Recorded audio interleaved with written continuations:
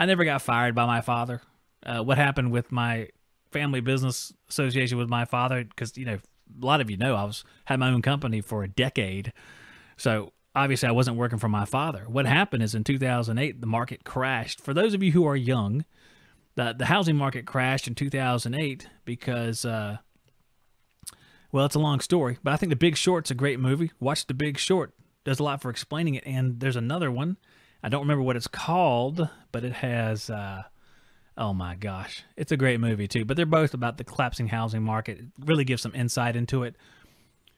And business was primarily new construction before that. And there was all these people building all these high dollar spec houses. Spec houses being houses that are built for no one in particular, only to put on the market and then sell. Because stuff was selling everywhere and for a ton of money. There was all these little bitty craftsman style houses we were doing at the time. They were selling for $350,000, $400,000 back 15 years ago. And 5 years after that, they would have been sold for half of that because the market collapsed in 2008 and all that business just stopped. It just froze in time right there and it was gone. So we had to switch from doing that sort of business to doing change outs and doing service work. And at that time, I wasn't doing much service work. I was doing some of the startups and stuff like that, but I wasn't doing a whole lot in that area. I was doing mainly installs. So all of a sudden, we're service techs, learning the hard way, making mistakes and everything, which is fine. That's okay.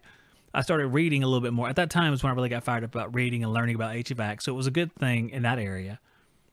And then we were doing change outs. And change outs are great for just learning commissioning, learning service work, because change outs are always different and weird. It's not designed from zero. You got to start in the middle because a lot of times you're using the ductwork that's already there. So it's interesting to learn about how equipment reacts in different situations, which was good. But in that instance, once we switched like that, my father said, well, we're going to form 3 separate companies. So he didn't have to pay certain taxes, like payroll taxes. We were going to be like subcontractors. And I guess this was his idea to kind of save the bottom line and keep the company going. And I didn't know the difference. So I started my own company. It was called Town and Country Air. And the first year I just worked for my father and did a few jobs on my own. But by 2 or 3 years later, I was working all the way on my own. I was doing my own change outs, my own jobs and service work predominantly. So it just naturally grew because I had that desire to grow and do stuff on my own. I like the fact that I was the only one accountable and I could do things the way I wanted to do them. It wasn't always good. You had to deal with some of the shortcomings and some of the problems that rose up, but I loved having my own company. I thought it was great. I thought it was great knowing the people that I dealt with and having them say, oh yeah, Zach did a great job most of the time.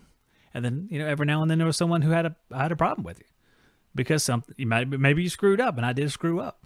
It just happened. It happens every now and then, and sometimes more. Sometimes it happens, a couple times in a row, getting a rut. But I enjoyed that, and I did that all the way up until I started the podcast in 2017. I was still running the company, and I only started the podcast because it became a necessity just to transition more out of the field so I could help care for some of the family members, some of the issues we were having at the house. And then the podcast did the same thing. It grew. It expanded because I'm not doing something half-butt. I try to do it as best I can, and the podcast grew. And I love doing it now. I love doing it. Here I am talking to you guys. I love it. If you want to watch more videos just like this one, click on this playlist right here. If you want to see our brand new video, click right here. If you want to find out more about the great sponsors that make this show happen, click up here. And to join our email list where I notify you when we're going live, click right here.